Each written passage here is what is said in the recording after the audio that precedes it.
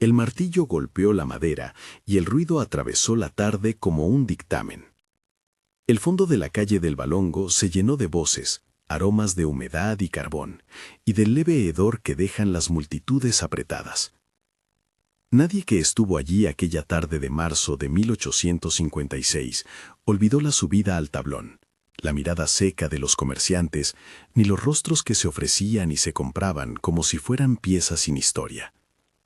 En el centro de ese tumulto, dos miradas se cruzaron con la violencia de quien reconoce un mundo entero en la pupila del otro, la del coronel viudo y la de la mujer que sería, por ley y por sello, el precio más alto pagado en aquella casa.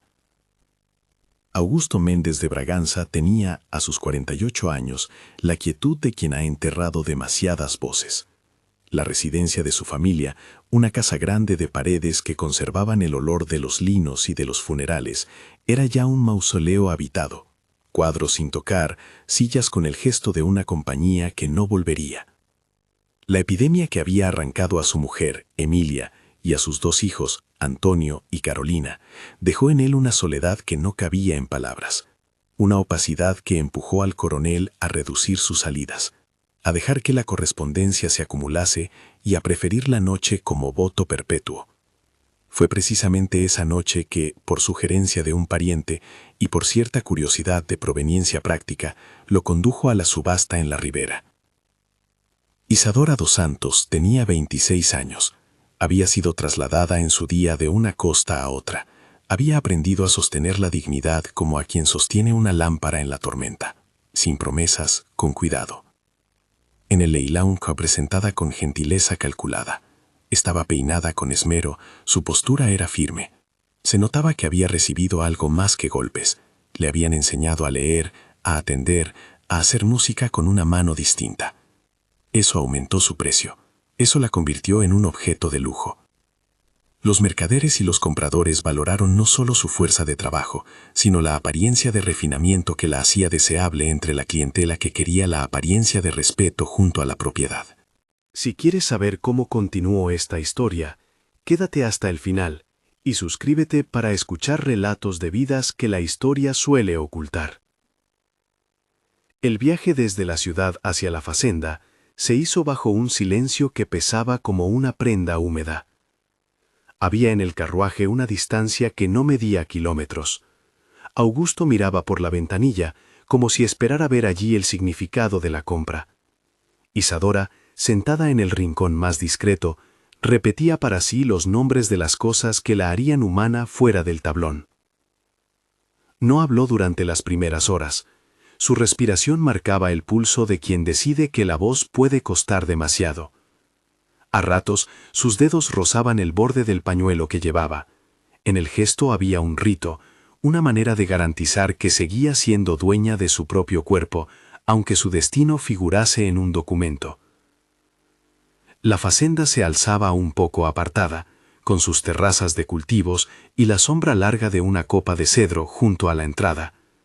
La casa grande estaba cerrada al paso del tiempo, muebles de terciopelo, manteles que jamás conocieron manchas de harina, archivos con la letra de Emilia en cartas que nadie terminaba de releer. Entraron con la formalidad de quienes respetan un duelo. El administrador, Lucio Ferreira, mostró la lista de labores previstas.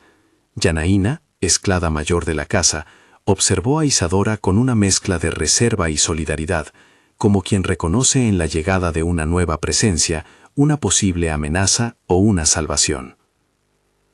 La primera cena juntos fue tensa. Servidos por la costumbre y por los criados que se movían como sombras tranquilizadoras, el coronel y la recién llegada compartieron un espacio que carecía de intimidad.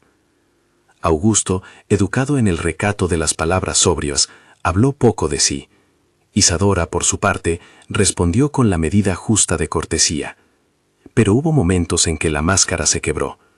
Augusto dejó escapar un recuerdo de Emilia, un detalle sobre un vestido o sobre una canción que la mujer tarareaba, y la casa pareció contener la respiración. En otro instante, Isadora habló en voz baja de una madre que había conocido la canción de los barcos. El tono no era de plegaria, sino de reclamación. Aquella noche, en la modestia de una habitación sencilla, La distancia entre comprador y comprada se mostró con sus contornos más nítidos. Augusto no había traído a Isadora para ser su consuelo, había cumplido un papel social y privado que no quería revisar. Sin embargo, en el silencio compartido comenzaron a aparecer fisuras, una mirada que no se transformaba en posesión, un gesto de cortesía que no se confundía con la obligación. Isadora, lejos de ser dócil, mantuvo un aire de pregunta constante, como quien se reserva el derecho de no aceptar la lectura que otros hacen de su destino. El primer amanecer en la facenda ofreció otros sonidos, gallos, un río cercano que se quejaba entre las piedras y la orquestación de la labor cotidiana en los campos. Pero también trajo el rumor de la disciplina que gobernaba aquellas tierras, la disciplina de la ley no escrita de la esclavitud, hecha de miradas de control, de nombres que se daban y se retiraban, de la posibilidad siempre presente de un castigo ejemplar. La mañana siguiente a la subasta, un incidente menor sirvió de recordatorio de esa regla. Un azadón se perdió, se encontró, y un criado de la plantación fue reprendido sin grandes consecuencias. Para Isadora, esos pequeños acontecimientos confirmaban que la estructura seguía en pie. Para Augusto, eran señales de una comunidad que esperaba que él mantuviera el orden establecido. Todo cambió, sin embargo, en la tarde de la segunda jornada. Una discusión en la cocina, un rumor sobre un acre mal regado, la tensión acumulada entre un hombre que ya no esperaba el perdón y una mujer que no quería ser su propiedad, condujeron a un punto de inflexión. Isadora se encerró en su cuarto, no pidió nada, cerró la puerta con la precisión de quien entiende que en el gesto hay ya un argumento. Augusto pidió a Lucio que la dejara sola, pero algo en la atmósfera del aire lo obligó a acercarse. Al abrir la puerta, encontró a Isadora junto a la mesa, con una pequeña pistola sobre el mueble. La pieza metálica relució fría.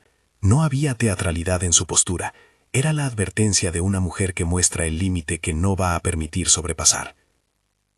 El tiempo en esa escena se condensó hasta hacerse denso. Los sonidos de la facenda se escuchaban amortiguados. El golpe de un hacha en la lejanía, el grito de un muchacho, el viento que corría por las cortinas. Isadora sostuvo la pistola con la calma de quien ha planeado cada palabra. No estaba allí para pedir la muerte por compasión. Su gesto era un acto de protesta y de respuesta. La pistola ponía en evidencia lo absurdo de la transacción. Apuntar a su propia sien era mostrar que su cuerpo no pertenecía a la casa más que al silencio de su propio mandato. Fue una cuestión de agencia, renunciar a que otras decidieran por ella. Augusto intervino con la torpeza de quien jamás había enfrentado un acto de semejante desafío. No gritó, no exigió la renuncia al arma. Se sentó frente a ella, a apenas un palmo de distancia, y habló con la voz que había perdido en los lutos, no para reclamar la propiedad, sino para explicar que lo que había hecho no borraba el daño que el sistema había producido. Detrás de esas palabras había un hombre que veía, por primera vez, el reflejo de su propia corrupción moral. No fue un discurso de redención fácil, fue una confesión. Habló de sus noches sin dormir, de las cartas que jamás había enviado a Dios, de la incapacidad de sentir placer en la casa donde los instrumentos recordaban a los muertos. Dijo con honestidad quebrada que le daba libertad si ella lo deseaba. La oferta llegó como una sorpresa, porque no era una reacción que el sistema dictase.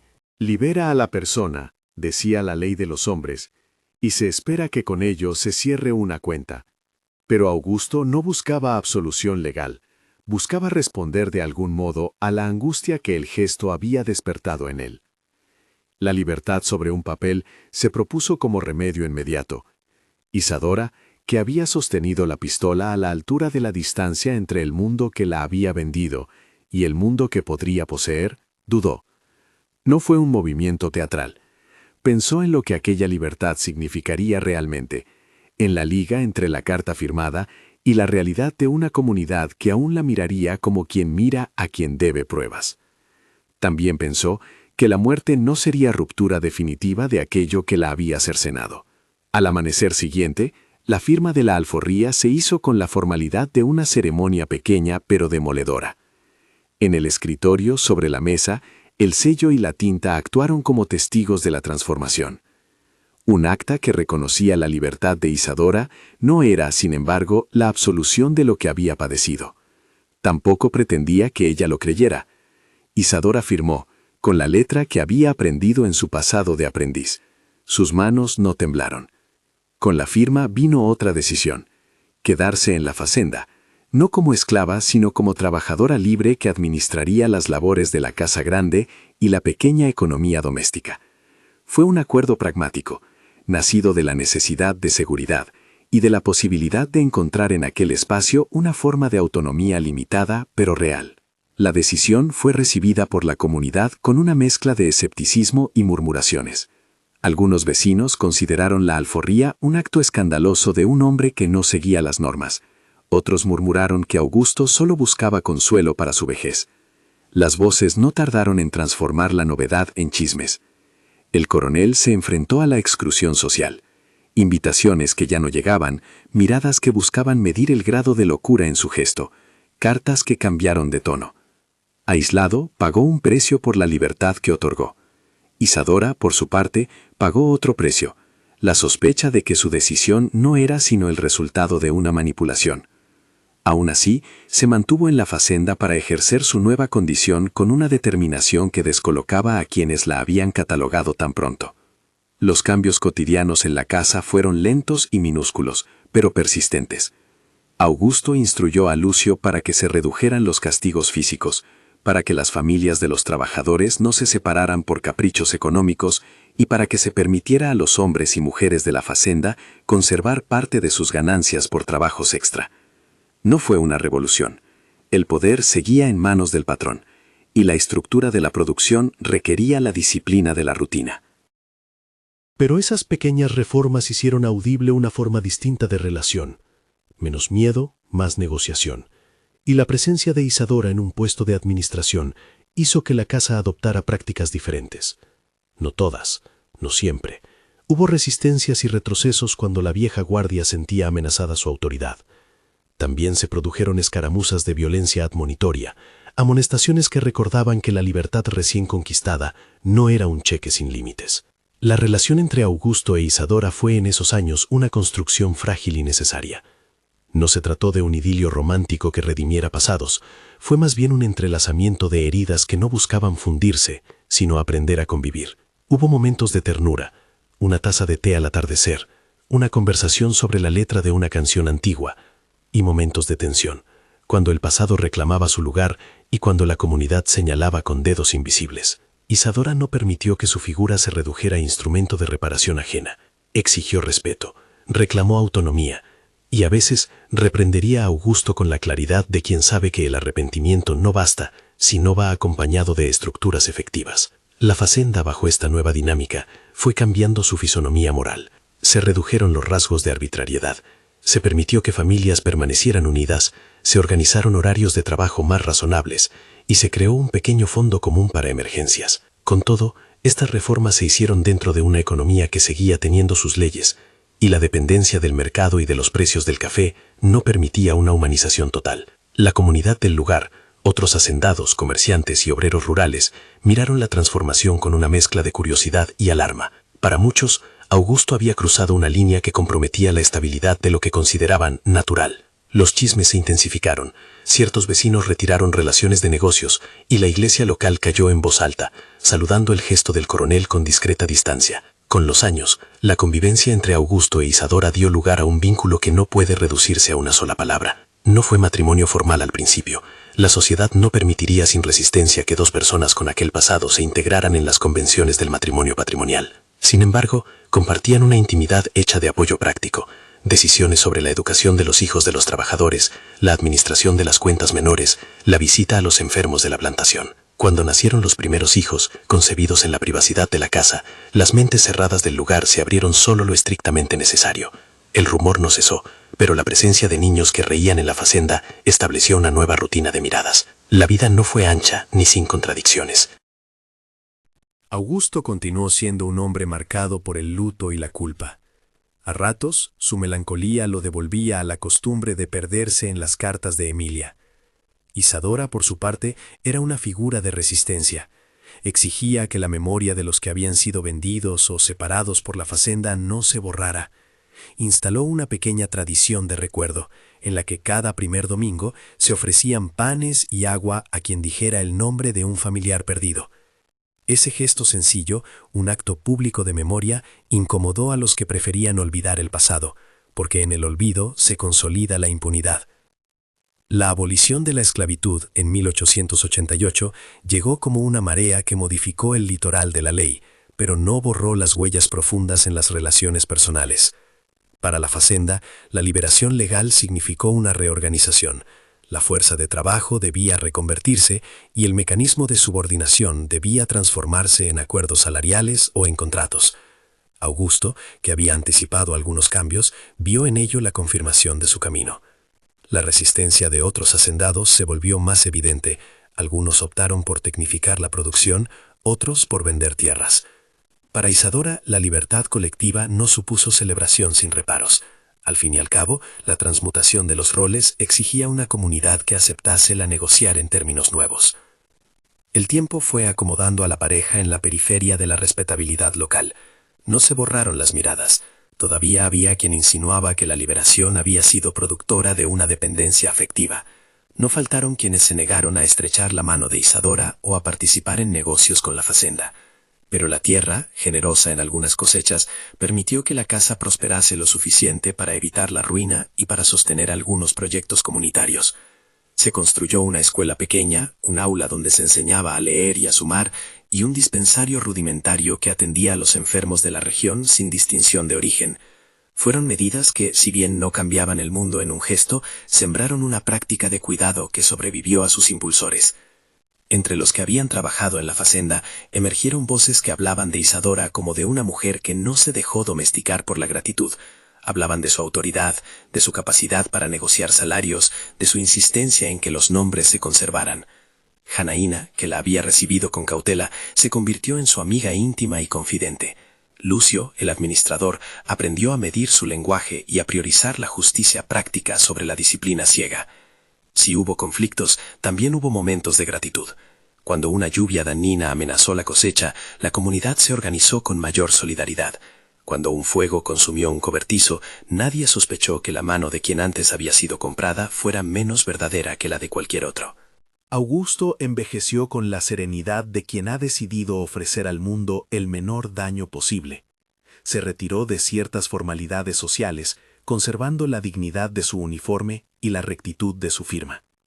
La muerte lo encontró suavemente, rodeado de quienes le habían atribuido una falla humana, y a la vez reconocían su esfuerzo por corregirla. Su entierro, sencillo y sin fastos, fue asistido por los trabajadores de la Facenda y por algunos vecinos que habían atravesado el umbral de la incomprensión. Isadora, con la hilera de sus años, estuvo allí con la compostura de quien ha sido tanto testigo como actor en la trama del cambio. La vejez de Isadora se vivió con una calma que no era resignación, sino certeza adquirida. Sus manos, que alguna vez supieron el peligro de una pistola, aprendieron a bordar y a contar historias. Se convirtió en guardiana de memorias y en maestra de niños. Aquellos a quienes la escuela de la Facenda había formado, crecieron y se convirtieron en artesanos, maestros, funcionarios en la ciudad cercana. Isadora vivió lo suficiente para ver a algunos de sus nietos formar familias, para escuchar la canción de los barcos en otras voces, para recoger testimonios de quienes habían sido atendidos por su casa. Siempre respetó la complejidad de su propia historia. No permitió que su vida se redujera a una nota de prensa sensacionalista, la mujer más cara comprada en Valongo. Rechazó la simplificación que convierte a las personas en símbolos. Su relato fue, hasta el último aliento, una mezcla de denuncia y de oficio. Denunciaba el dolor del pasado, pero también enseñaba la paciencia de la construcción de lo común. Murió en 1912, en una tarde de cielo claro, con el rostro iluminado por una mezcla de fatiga y paz. Antes de cerrar los ojos, reunió a sus hijos y a quienes la cuidaban y dijo unas palabras que no buscaban justificar a nadie ni absolver los pecados ajenos. Habló de nombres que no debían olvidarse, de la deuda colectiva que la nación tenía con los que habían sido tratados como bienes, y de la necesidad de que las nuevas generaciones aprendieran a mirar sin simetrías, la mirada que posee y la mirada que es poseída. Su frase final fue una insistencia en la dignidad. Nadie me compró la vida, y nadie podrá comprar la verdad de la memoria. El legado que dejó no fue una escena pintoresca de cambio instantáneo, sino un tejido de prácticas, escuelas escuelas pequeñas, puertas más abiertas, registros de nombres, la posibilidad de que las familias mantuvieran lazos y de que se reconociera un salario por el trabajo. La Facenda, con el tiempo, funcionó menos por la verticalidad de un mando único y más por redes de responsabilidades compartidas. No fue un milagro, fue una sucesión de decisiones ásperas y a veces contradictorias, que sin embargo mostraron que la historia de una comunidad puede reescribirse en fragmentos. Más allá de la Facenda, la historia de Isadora y Augusto quedó en los archivos como una nota, un registro de una alforria, el testimonio de una mujer que resistió y de un hombre que intentó reparar. Años después, quienes consultaban esas hojas encontraban en la letra de Isadora una firmeza que desmentía los estereotipos. Sus nietos atravesaron las costuras de la marginación con la ayuda de la educación que ella promovió, y la memoria colectiva, aunque a menudo empeñada en borrar lo incómodo, incorporó gradualmente la lección, que la lucha contra la esclavitud no terminó con un decreto, y que los actos individuales, por importantes que sean, deben ir acompañados de reformas sociales y materiales. La historia no ofrece consolaciones fáciles, no borra los horrores ni los vacíos que la esclavitud infligió a tantas generaciones, pero muestra también que en las decisiones humanas hay una capacidad para abrir grietas en el sistema. La alforria de Isadora no fue un punto final, fue un gesto que, en su medida, propició prácticas distintas, un gesto que no sanó todas las heridas, pero que permitió a otros pensar que otra forma de convivencia era posible. Al repasar su vida en los últimos años, Isadora no habló de gratitud sin argumentos, ni de una redención absoluta. Habló de elecciones, de posibilidad y de responsabilidad compartida. Su recuerdo fue un llamado a recordar los nombres que la historia quiere borrar, a no saltar sobre los matices de la culpa y la reparación, y a entender que la memoria es la única arma que asegura que el pasado no vuelva a presentarse como una costumbre legítima. Cuando en las sobremesas de la región se mencionaba la compra más cara de la calle del Balongo, algunos recitaban la anécdota con morbo, otros con respeto. Pocos, sin embargo, comprendían la complejidad de lo que aquello representaba, un mercado que mercaba personas, una institución que normalizaba la desigualdad, y una vida que eligió la libertad lejos de los estereotipos, lejos de quien pretendió comprarla, como si con ello se comprara también la dignidad. Lo que quedó, siglos después, fue el testimonio de una mujer que no cedió su voz y de un hombre cuya culpa lo movió, imperfectamente, hacia la reparación. Esa reparación no borró la historia de la violencia, pero sí dejó semillas, escuelas, prácticas de cuidado, registros y, sobre todo, la certeza de que los nombres deben conservarse. Entre los descendientes de quienes vivieron en la Facenda, algunos perpetuaron la memoria como forma de resistencia, otros la olvidaron por conveniencia. Pero los que la conservaron, legaron a su vez el deber de no permitir que la compra de una vida se repitiera con otros nombres o en otras formas. Hoy, al recordar a Isadora dos Santos y al coronel Augusto Méndez de Braganza, no buscamos absoluciones ni melodramas. Buscamos comprender cómo, en medio de un sistema que degradaba a las personas a la condición de mercancía, se dieron gestos que comenzaron a fraguar otra manera de existir. La duda que no ejecutó el disparo, el gesto de negativa que hizo visible la injusticia, fue lo que abrió la posibilidad de la reparación imperfecta. En la historia, hay decisiones individuales que no cambian todo, pero que provocan cambios reales, en las leyes de la casa, en la vida cotidiana, en la memoria de un pueblo. Si esta historia te ha conmovido, compártela y ayuda a rescatar otras vidas que la memoria ha intentado enterrar.